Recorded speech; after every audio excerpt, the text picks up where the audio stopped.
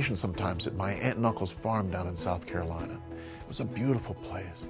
Lots of fresh food, lots of little animals, and lots of chickens. Lots of chickens. And the chickens would have these little teeny babies.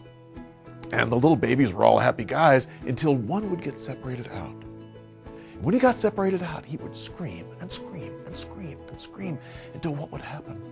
The mama chick would come over and put that wing right on top of that little baby just like that. And as soon as that happened, wow, the baby calmed down completely. In fact, we now know that if you take that baby and put him in 2 human palms, the same thing will happen. He'll calm down.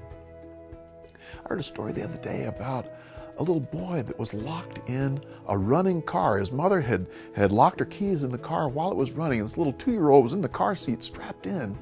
And the mother was outside the car, very upset. So the mother, what did she do? She told that little boy, the tow truck is coming. The tow truck is coming. Because she knew that little boy loved trucks. He loved tow trucks. And he was so excited that a tow truck was coming, he didn't even think about being locked in.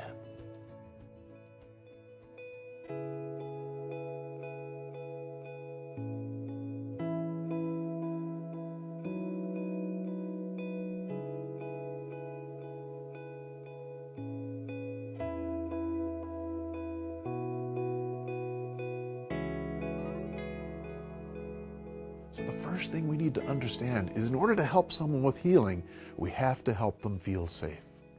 Just like the mother did with that little 2-year-old. She knew he felt safe with tow trucks. She knew that just by mentioning tow trucks, that little boy would calm down. The mother chicken would put the chick under the wing. She knew that was a place of safety. So as caregivers, when we can find the safety, we can start to help people feel that safety and start to heal. But you know what? Sometimes when we're the care receivers, the focus is on insurance money, on taking our clothes and jewelry, on all kinds of things other than our personal safety. I know when I went in for a procedure one time, that's the way I felt. So why is safety important? What is it about safety that's important for us to know as caregivers? And the reason safety is important is once that wing comes down, once we feel safe, then we're able to tell the story of what's happening within us. And once we can tell that story that's happening within us, bingo, we start to feel better. Think about a therapist's office. What is it built to do? It's built first for safety. Keep people safe, to keep people in a place where they know no one's going to talk about them. But it also gives them a space to be able to tell that story. And it's through the telling the story that we're then able to start to heal. One of the problems with telling the story is we don't know how people do tell their story because everybody tells their story differently. Now, there's 3 basic ways that people do it. They can interact, that is, they tell their story by talking about it and talking about it and talking about it. That's a great way to tell the story. But there's also action. People can tell their story by doing something and by honoring something. And that's also a valid way to tell their story. Then there's inaction.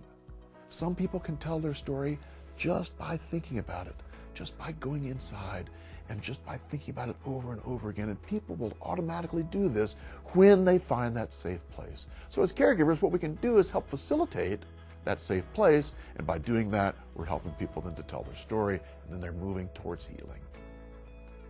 Why is it important for a caregiver to be worried about somebody's story? And the importance is that telling that story takes a little bit of the burden off of them. Just a little bit. You know, when we're taking a blood pressure and so-and-so says, you know, I had this pain here, but it's not quite as bad today. Just that little bit of telling that story takes a little bit of the burden off of that person. We are helping them just by hearing that part of the story. Science has helped us with this. Affective neuroscientist Jacques Panksepp has mapped out 7 emotional systems in the brain. One of those systems is what he calls the panic system. And the panic system is what happened with that little chick when it got separated. It's what happened with that little boy when he was sitting in that car seat. And what Panksepp helps us understand is that when that panic system hits, the one thing that will help, it helps when you cup the chick in the hands, is an opioid is released in the brain. And this opioid calms things down. Now, hopefully, as caregivers, when we're giving care and we're able to hear a little bit of someone's story, that will take us to the point where a little bit of opioid is released and helps the person in their healing.